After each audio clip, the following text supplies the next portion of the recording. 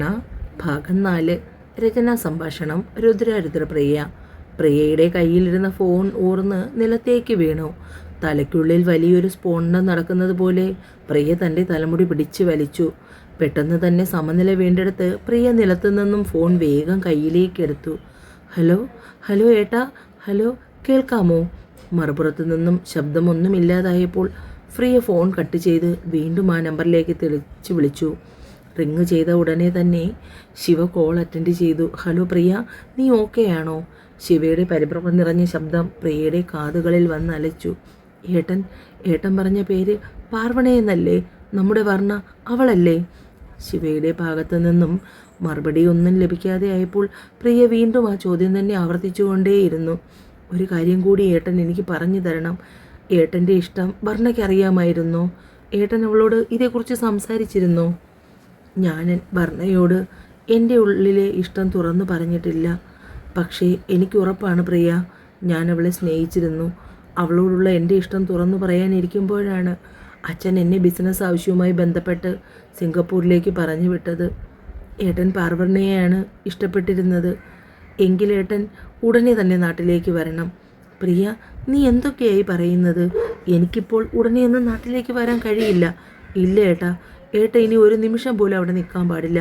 ഏട്ടൻ എത്രയും പെട്ടെന്ന് നാട്ടിലേക്ക് വന്നേ മതിയാകൂ. പ്രിയ മോളെ, നീ ഇങ്ങനെ പറഞ്ഞാൽ ഞാനിപ്പോൾ എത്രയും പെട്ടെന്ന് ഇവിടെ നിന്ന് വരുന്ന കാര്യം അത് ഉടനെ നടക്കുമെന്ന് തോന്നുന്നില്ല. ഇതിൽ കൂടുതൽ എനിക്ക് ഏട്ടനോടൊന്നും പറയാനില്ല. ഏട്ടൻ എത്രയും പെട്ടെന്ന് നാട്ടിലെത്തിയേ മതിയാവൂ. അതും പറഞ്ഞ് പ്രിയ ഫോൺ കട്ട് ചെയ്തു. പിന്നീട് അവൾക്കൊന്നും തന്നെ ചെയ്യാൻ തോന്നിയില്ല. എത്രയും പെട്ടെന്ന് പാർവണയെ കാണണമെന്നുള്ള ചിന്ത മാത്രമേ അവളുടെ മനസ്സിലുണ്ടായിരുന്നുള്ളൂ. പ്രിയ സ്കൂട്ടി എടുത്തുകൊണ്ട് നേരെ ഹോസ്പിറ്റലിലേക്ക് തിരിച്ചു. അവളുടെ ഉള്ളിൽ 100 കൂട്ടം സംശയങ്ങളായിരുന്നു. തൻ്റെ മുന്നിൽ കല്യാണത്തിന് ഒട്ടും തന്നെ ഇഷ്ടമില്ലാതിരുന്ന വർണ്ണയുടെ മുഖം തെളിഞ്ഞു വന്നു. തന്നോട് എന്തൊക്കെയോ ഉള്ളു തുറന്ന് സംസാരിക്കുവാൻ വർണ്ണ പലതവണ ആഗ്രഹിച്ചിരുന്നു.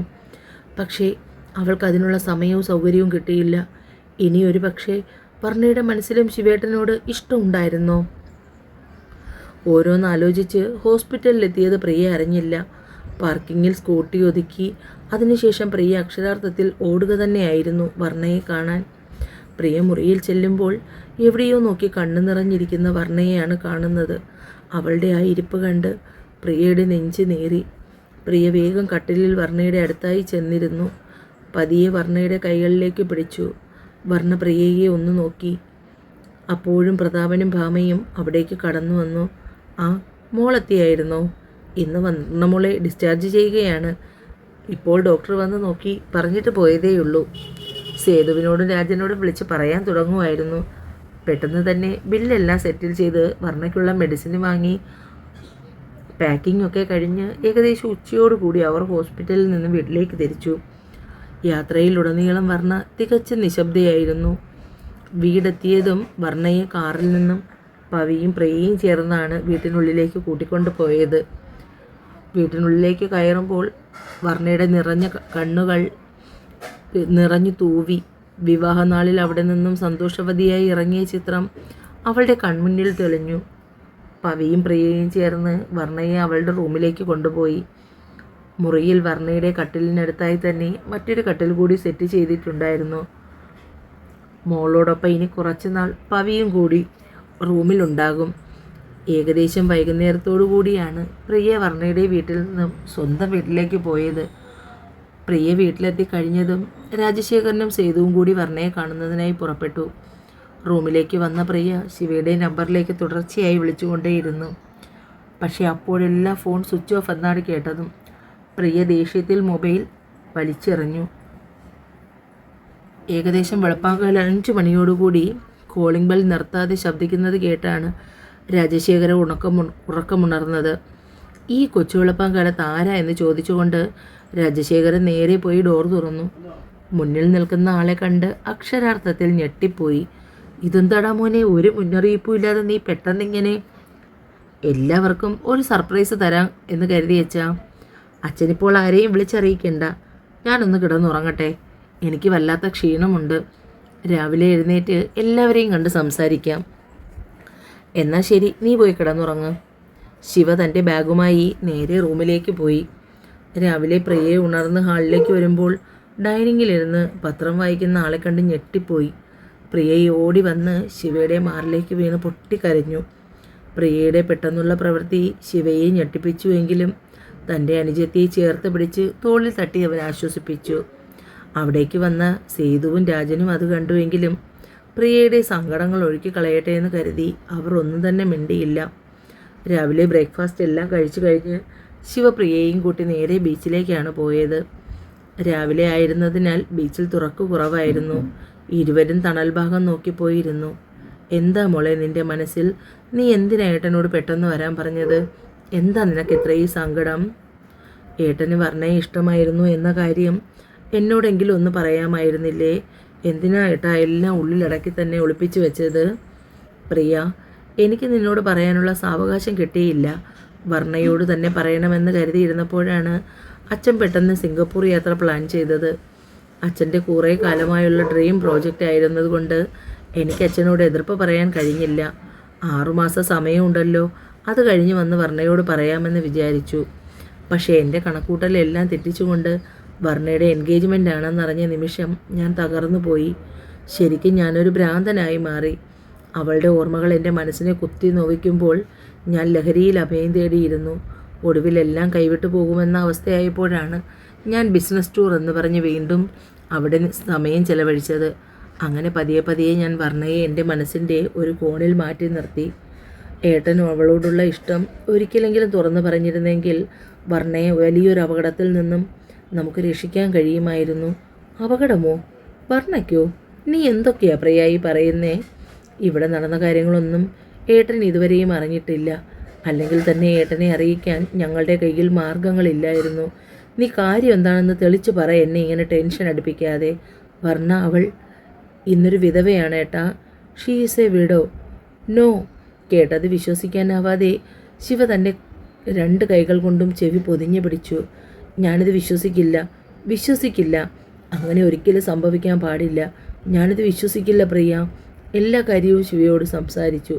എല്ലാം കേട്ട് കഴിഞ്ഞ് അവൻ്റെ കണ്ണുകൾ നിറഞ്ഞൊഴുകി.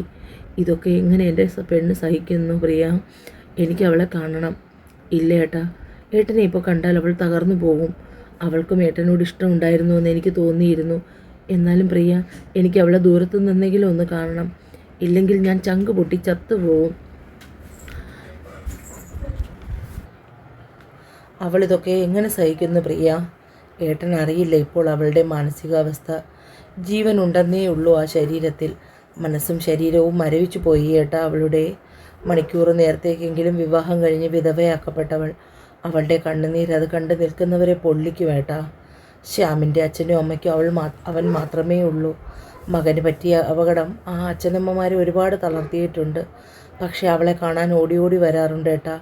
ഒരു വാക്കുകൊണ്ട് പോലും അവളെ അവർ കുറ്റപ്പെടുത്തിയില്ല. ബന്ധുക്കളിൽ ചിലർ പെണ്ണിൻ്റെ ദോഷം പറഞ്ഞ് വർണ്ണയെ കുറ്റപ്പെടുത്തിയപ്പോൾ ശ്യാമിൻ്റെ അച്ഛനും അമ്മയും ചേർന്ന് ആണ് അവരെ നേരിട്ടത്. ഇന്ന് അവളെ ഹോസ്പിറ്റലിൽ കൊണ്ടുവരുന്നുണ്ട് ചെക്കപ്പ് ചെയ്യാൻ. ഞാനും അച്ഛനും അമ്മയും പോകും. ഏട്ടൻ ഹോസ്പിറ്റലിൽ വരൂ. പക്ഷെ അവളുടെ മുന്നിൽ ഇപ്പോൾ വരണ്ട. അത് ചിലപ്പോൾ അവളെ തളർത്തിക്കളയും. എന്നാൽ നമുക്ക് പോകാം ഏട്ടാ. നമുക്ക് നേരെ ഹോസ്പിറ്റലിൽ പോകാം. അച്ഛനോടും അമ്മയോടും വർണ്ണയുടെ വീട്ടിലേക്ക് വരാൻ പറയാം. വർണ്ണയെ ഡോക്ടർ പരിശോധിച്ചു. മരുന്നുകൾ മാറ്റി എഴുതി. പ്രതാപൻ മെഡിസിൻ വാങ്ങാൻ വരുമ്പോൾ ഭാമയും പ്രിയയും ചേർന്ന് വർണ്ണയെ പതിയെ വീൽ ചെയറിലിരുത്തി. പാർക്കിങ്ങിൽ വണ്ടിയിലിരുന്ന് ശിവക്ഷമയോട് നോക്കിയിരുന്നു. ഹോസ്പിറ്റലിന് വെളിയിലേക്ക് വീൽ ചെയറിൽ ഇരുന്ന് വരുന്ന വർണ്ണയെ പിടയ്ക്കുന്ന കണ്ണുകളോടെ ശിവ നോക്കി. ആക്സിഡൻറ്റ് തളർത്തിയ ക്ഷീണവും മുഖവും മറ്റും അവിടെവിടെയായി മുറിപ്പാടുകളും മറ്റ് നിർജീവമായ കണ്ണുകൾ. കാറിനടുത്ത് എത്തിയപ്പോൾ പ്രതാപനും ഭാമയും പ്രിയയും ചേർന്ന് വർണ്ണയെ എടുത്ത് കാറിലിരുത്തി. കാർ കണ്ണിൽ നിന്നും മറയുന്നത് വരെ ശിവ അവളെ തന്നെ നോക്കി നിന്നു. കാറിൻ്റെ സ്റ്റിയറിങ്ങിൽ തല ചേർത്ത് വെച്ച് ശിവ അങ്ങനെ ഇരുന്നു. പതിയെ കാറെടുത്ത് അവിടെ നിന്നും പോയി. വീട്ടിലെത്തിയതും ശിവ മുറിയിൽ കയറി കട്ടിലേക്ക് വീണു. കണ്ണുകൾ നിറഞ്ഞു തൂവിക്കൊണ്ടേയിരുന്നു. വിധി ഇതിനായിരുന്നോ അവൾക്ക് കരുതി വെച്ചിരുന്നത്? ഇങ്ങനെ അവളെ കാണാനാണോ ഞാൻ ഓടി വന്നത്? ചിലപ്പോൾ വിധിയുടെ ക്രൂരതയിൽ മനുഷ്യർ നിസ്സഹായരായി പോകും. എത്ര നേരം അങ്ങനെ കിടന്നെന്ന് ശിവയ്ക്കറിയില്ല. മനസ്സൊന്ന് ശാന്തമായപ്പോഴേക്കും അവൻ മുറിയിൽ നിന്നും പുറത്തേക്കിറങ്ങി. അപ്പോഴേക്കും പ്രിയ വീട്ടിലെത്തിയിരുന്നു. ശിവയെ കണ്ടപ്പോൾ പ്രിയയ്ക്ക് വിഷമം തോന്നി. ഏട്ടൻ ഇങ്ങനെ വിഷമിക്കാതെ, അവളെ നമുക്ക് എങ്ങനെയെങ്കിലും കിട്ടിയില്ലേ അവൾ ജീവിതത്തിലേക്ക് മടങ്ങി വരും.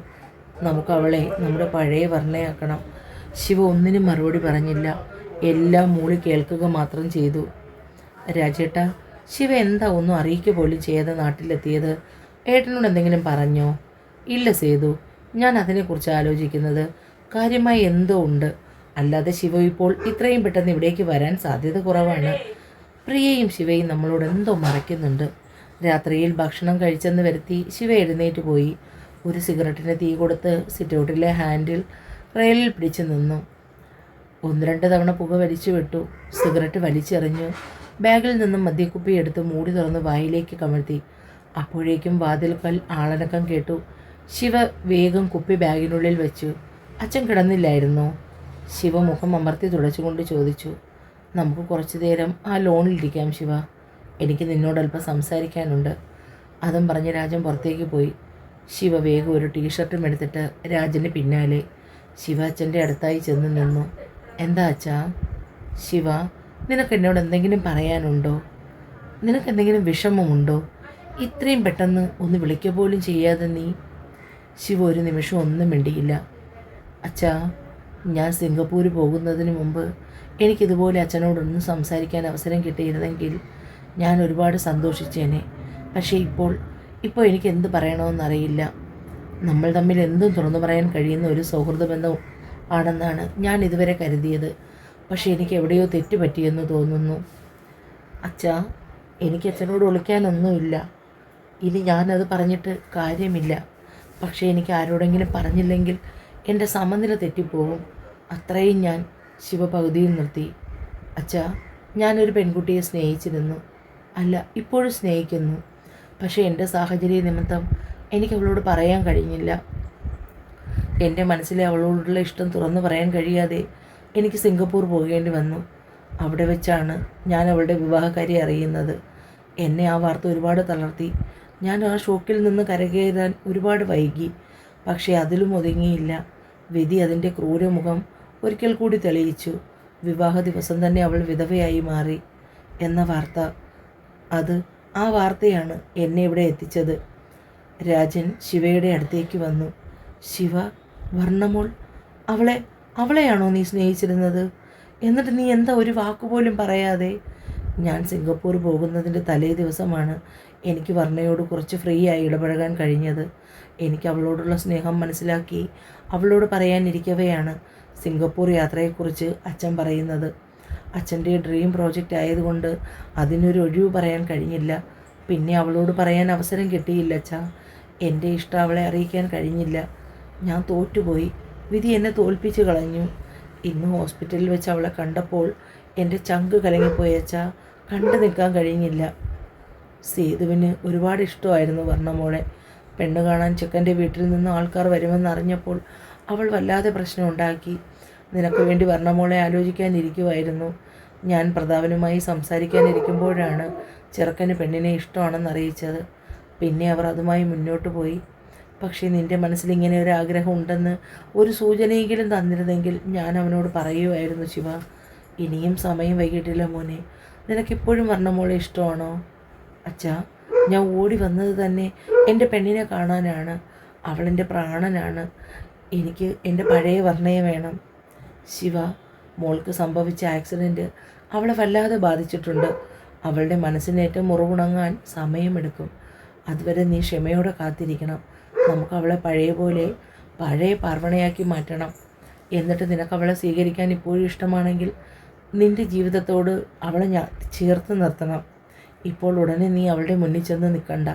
സമയമാവട്ടെ. പിന്നെ ബിസിനസ് കാര്യമെല്ലാം ഞാൻ മാനേജറെ വിളിച്ച് സംസാരിക്കാം. ഇനി നീ ഇവിടെ ബിസിനസ്സിൽ ശ്രദ്ധിച്ചാൽ മതി. സമാധാനമായി പോയി കിടന്നുറങ്ങ്. അച്ഛനോട് കാര്യങ്ങളെല്ലാം തുറന്നു പറഞ്ഞപ്പോൾ ശിവയ്ക്ക് മനസ്സിൽ വല്ലാത്ത സമാധാനം തോന്നി. ചേച്ചി, പവി വർണ്ണയുടെ അടുത്തേക്ക് വന്നിരുന്നു. ചേച്ചി എന്താ ആരോടും ഒന്നും മിണ്ടാതെ ഇങ്ങനെ? ഇത് കാണുമ്പോൾ വല്ലാത്ത വിഷമം തോന്നുന്നു. വർണ്ണ പവിയുടെ മുഖത്തേക്ക് നോക്കി നിർവകാരികതയോടെ. ഞാൻ നിങ്ങൾക്കെല്ലാം ബാധ്യതയായോ മോളെ? വർണ്ണ ഇടറിയ ഒച്ചയിൽ വാക്കുകൾ തപ്പിപ്പിറകി ചോദിച്ചു. ചേച്ചി ഞങ്ങൾക്ക് ബാധ്യതയോ? എന്തിനാ ചേച്ചി ഇങ്ങനെയൊക്കെ പറയുന്നേ? പവി വർണ്ണയെ കെട്ടിപ്പിടിച്ച് പൊട്ടിക്കരഞ്ഞു. ശ്യാമിൻ്റെ മരണം വരുത്തിയ ആ ശൂന്യതയുമായി അച്ഛനും അമ്മയും വരെ പൊരുത്തപ്പെട്ടു. പുറത്ത് കാർ വന്ന് നിൽക്കുന്ന ഒച്ച കേട്ടതും പ്രതാപൻ ഹാളിലേക്ക് വന്നു. കാറിൽ നിന്നും ഗോപനും ശ്യാമളയും ഇറങ്ങി. ഭാമ അവരെ കണ്ട് പുഞ്ചിരിയോടെ അകത്തേക്ക് ക്ഷണിച്ചു. ഗോപനും ശ്യാമളയും അകത്തേക്ക് വന്നു. ശ്യാമള വന്ന ഉടനെ വർണ്ണയെ തിരക്കി. എവിടെ മോള്? അവൾ ആ മുറിയിൽ നിന്നും പുറത്തേക്ക് ഇറങ്ങില്ല. എപ്പോഴും ഓരോന്നാലോചിച്ച് അവിടെ തന്നെ ഇരിപ്പാണ്. കാണാൻ വയ്യ. എപ്പോഴും ഓടിച്ചാടി നടന്ന എൻ്റെ കുഞ്ഞിൻ്റെ ഈ അവസ്ഥ ഇപ്പോൾ കാണാൻ വയ്യ ചേച്ചി. ഭാമ കണ്ണുകൾ തുടച്ചു. ഞാൻ പോയി ചായ എടുക്കാം. ഭാമ ധൃതി പിടിക്കണ്ട, ഞങ്ങൾ വൈകുന്നേരത്തേ പോകൂ. ഞാൻ മോളെ ഒന്ന് കാണട്ടെ. ശ്യാമള നേരെ വർണ്ണയുടെ മുറിയിലേക്ക് പോയി. ശ്യാമള ചെല്ലുമ്പോൾ വർണ്ണ ബുക്ക് വായിക്കുകയായിരുന്നു. അവർക്ക് വർണ്ണയുടെ അടുത്തിരുന്നു. ശ്യാമളയെ കണ്ടതും വർണ്ണ വായിച്ചുകൊണ്ടിരുന്ന ബുക്ക് മാറ്റി വെച്ചു. ആൻറ്റി എപ്പോൾ വന്നു? അങ്കിൾ വന്നില്ലേ? ഞങ്ങൾ രണ്ടുപേരും ഇപ്പോൾ വന്നതേയുള്ളൂ. മോൾ എന്താ പുറത്തേക്കൊന്നും പോകാതെ എപ്പോഴും ഈ മുറിയിൽ തന്നെ ഇരിക്കുന്നത്? അതൊന്നുമില്ല ആൻറ്റി. മോൾ അങ്ങനെ പറയരുത്. അച്ഛനും അമ്മയ്ക്കും ഒക്കെ മോളുടെ ഈ ഒറ്റപ്പെടലിൽ ഒരുപാട് വേദനയുണ്ട്. മോള് കഴിഞ്ഞുപോയ കാര്യങ്ങൾ ഇനിയും ഓർത്തിരിക്കരുത്. അവനെ പ്രസവിച്ച് ഇത്രയും വളർത്തി വലുതാക്കി ഇന്നിപ്പോൾ ഞങ്ങളുടെ കുഞ്ഞെൻ്റെ ഒപ്പം ഇല്ല. ആ ശൂന്യതയുമായി ഞങ്ങൾ പൊരുത്തപ്പെട്ട് തുടങ്ങി.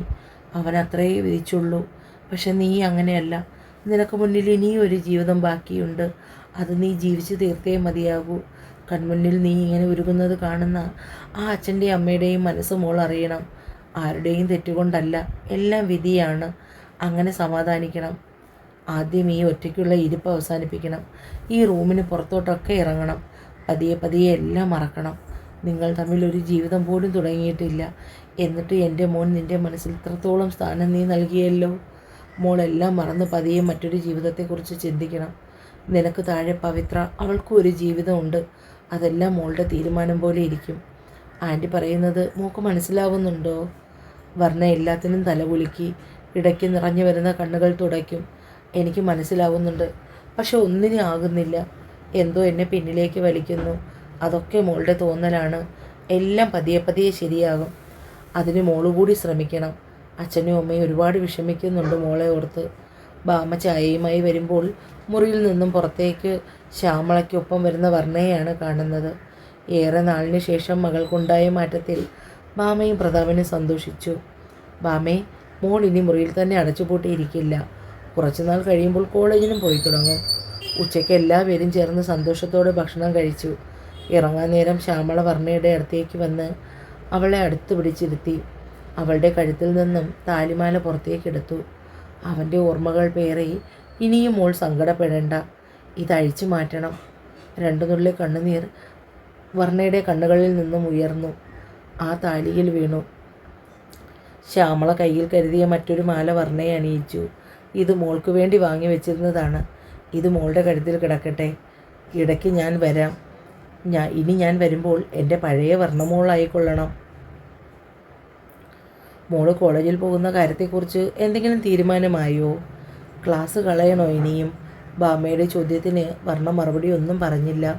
കുറച്ചുകൂടി മകൾക്കൊപ്പം ഇരുന്നിട്ട് ഭാമ എഴുന്നേറ്റു. അപ്പോഴേക്കും വർണ്ണ അവരുടെ കയ്യിൽ പിടിച്ചു. ഞാനിനി കോളേജിൽ പോകുന്നില്ല അമ്മേ. എനിക്ക് പറ്റുന്നില്ല. ഞാൻ വീട്ടിലിരുന്ന് പഠിച്ച് എക്സാം എഴുതിക്കൊള്ളാം. നിൻ്റെ ഇഷ്ടം അങ്ങനെയാണെങ്കിൽ അത് മതി. പവി വരുമ്പോൾ വർണ്ണ ബുക്സ് വായിക്കുകയായിരുന്നു.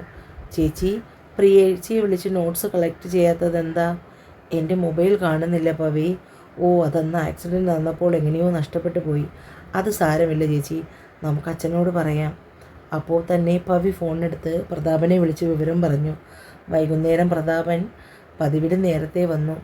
നേരെ വർണ്ണയുടെ മുറിയിലേക്ക് ചെന്നു. അച്ഛൻ ഫ്രഷായി വരുമ്പോഴേക്കും മോൾ റെഡിയായിട്ട് നിൽക്കണം. നമുക്കൊന്നിച്ചു പോയി ഫോൺ വാങ്ങാം. എത്ര നാളായി മോൾ അച്ഛനോടൊപ്പം പുറത്തൊക്കെ വന്നിട്ട്. ഞാൻ കൂടി വരട്ടെ അച്ഛാ? പവി ഓടി അവർക്കടുത്തേക്ക് ചെന്നു. വേഗം ആവട്ടെ, ഞാൻ ഇപ്പോൾ വരാം. വർണ്ണ ഒരു പിങ്ക് കളർ ചുരിദാറിട്ട് മുടിയിൽ ചെറുതായി ക്ലിപ്പെടുത്ത് അതിൽ വെച്ചു. ചേച്ചി ഇറങ്ങിയോ? ഞാൻ ഇറങ്ങി. പവി റൂമിലേക്ക് കയറി വന്നു. വർണ്ണയുടെ ഒഴിഞ്ഞു കിടക്കുന്ന നെറ്റി കണ്ട് പവി വേഗം ഒരു കുഞ്ഞു സ്റ്റോണിൻ്റെ പൊട്ട് വർണ്ണയെ തൊടിയിച്ചു. വേണ്ട പവി, എനിക്ക്. വർണ്ണ ആ പൊട്ടിളക്കി മാറ്റുവാൻ നോക്കി. ചേച്ചി വെറുതെ ഇരിക്ക്. ചേച്ചി പൊട്ടിളക്കരുത്. അങ്ങനെ വിധവ വേഷം കെട്ടേണ്ട കാര്യമൊന്നുമില്ല. ആഹാ, ഇറങ്ങിയോ രണ്ടാളും? എന്നാൽ പോകാം. പ്രതാപൻ വർണ്ണയെ ചേർത്ത് പിടിച്ച് കാറിനടുത്തേക്ക് നടന്നു. പരിചയമുള്ള മൊബൈൽ ഷോപ്പിലേക്കാണ് അവർ പോയത്. പ്രതാപൻ മകൾക്കൊപ്പം മൊബൈൽ സെലക്ട് ചെയ്യുമ്പോഴാണ് പെട്ടെന്ന് പരിചയമുള്ള ആരുടെയോ ശബ്ദം കേട്ടത്. വർണ്ണയും ആ ശബ്ദം കേട്ട ഭാഗത്തേക്ക് നോക്കി. മുന്നിൽ നിൽക്കുന്ന ആളിനെ തന്നെ വർണ്ണയുടെ കണ്ണുകൾ തറഞ്ഞു. അറിയാതെ ചുണ്ടുകൾ ആ പേര് മന്ത്രിച്ചു. ശിവേട്ടൻ. പെട്ടെന്ന് അവിടെ വെച്ച് അങ്ങനെ ഒരു കാഴ്ച ശിവയും തീരെ പ്രതീക്ഷിച്ചില്ല. ശിവ വേഗം നടന്ന് പ്രതാപൻ്റെ അടുത്തെത്തി. എന്താടോ, തന്നെ വീട്ടിലേക്ക് കണ്ടതേയില്ലല്ലോ. ഞാനോരോ തിരക്കിലായിരുന്നു അങ്കിൾ, അതാണ് അവിടേക്ക് വരാത്തത്. അപ്പോഴൊക്കെ വർണ്ണ ശിവയെ തന്നെ നോക്കി നിൽക്കുമായിരുന്നു. തന്നോട് ആ മനുഷ്യൻ്റെ പ്രണയം അയാളുടെ കണ്ണുകളിൽ തിരയുകയായിരുന്നു. എന്നോട് പ്രണയമായിരുന്നില്ലേ? എന്നെ എന്തിനാ ഉപേക്ഷിച്ച് കളഞ്ഞേ? ശിവയോട് എന്തിലൊക്കെയോ വിളിച്ചു പറയാൻ വർണ്ണയുടെ ഉള്ളം തുടിച്ചു. കരച്ചിൽ ചീടുകൾ തൊണ്ടയിൽ തിങ്ങി നിറഞ്ഞു. കണ്ണുകൾ തനിയെ നിറഞ്ഞു. അവനെ അഭിമുഖീകരിക്കാൻ അവൾക്ക് വല്ലാത്ത പ്രയാസം തോന്നി. ശിവയും ഇങ്ങനൊരു കണ്ടുമുട്ടൽ പ്രതീക്ഷിച്ചിരുന്നില്ല. ആദ്യം ഉണ്ടായിരുന്ന പരിഭ്രമം മറച്ചു. ഫോൺ എടുക്കുന്നുണ്ടോ അങ്കിൾ? അതേ ശിവ, മോക്ക് ഫോൺ എടുക്കാൻ വന്നതാ. നീ നാട്ടിലെത്തിയിട്ട് അങ്ങോട്ട് വന്നതേയില്ല. ബിസിനസ് തിരക്കുകൾ പെട്ടുപോയി, അതാണ് അവിടേക്ക് വരാൻ കഴിയാത്തത് അങ്കിൾ. എന്തായാലും നിന്നെ കണ്ടത് നന്നായി. എനിക്ക് ഈ മൊബൈലിനെ കുറിച്ച് കാര്യമായി ഒന്നും അറിയില്ല ശിവ. നീ കൂടി വാ, മോൾക്കൊരു ഫോൺ സെലക്ട് ചെയ്യാൻ. അതിനെന്താ അങ്കിൾ, ഞാനും വരാം. ശിവയും പ്രതാപനും വർണ്ണയും കൂടി ഫോൺ സെലക്ട് ചെയ്യാൻ തുടങ്ങി. പെട്ടെന്ന് പ്രതാപൻ്റെ ഒരു കോള് വന്ന് അയാൾ അതുമായി അപ്പുറത്തേക്ക് നടന്നു. ശിവ വർണ്ണയുടെ അടുത്തേക്ക് നീങ്ങി. വർണ്ണ, നിനക്ക് സുഖമാണോ? പെട്ടെന്ന് വർണ്ണ അവൻ്റെ മുഖത്തേക്ക് നോക്കി ജീവനില്ലാതെ ഒന്ന് സമ്മാനിച്ചു. സുഖമാണ് ശിവേട്ട. ശിവേട്ടന് സുഖമാണോ? ശിവേട്ടൻ എപ്പോഴാണ് സിംഗപ്പൂരിൽ നിന്ന് വന്നേ? ഞാൻ വന്നിട്ട് കുറേയായി. കൂടുതൽ നേരം ശിവയുടെ സാമീപ്യമുള്ളിടത്ത് നിൽക്കാൻ അവൾക്ക് വല്ലാത്ത ബുദ്ധിമുട്ട് തോന്നി. വർണ്ണ, നിനക്ക് എന്നോട് എന്തെങ്കിലും പറയുവാനുണ്ടോ? തുടരും. എന്നെ വായിക്കുകയും കേൾക്കുകയും ചെയ്യുന്നവർ ചാനൽ സബ്സ്ക്രൈബ് ചെയ്യണേ.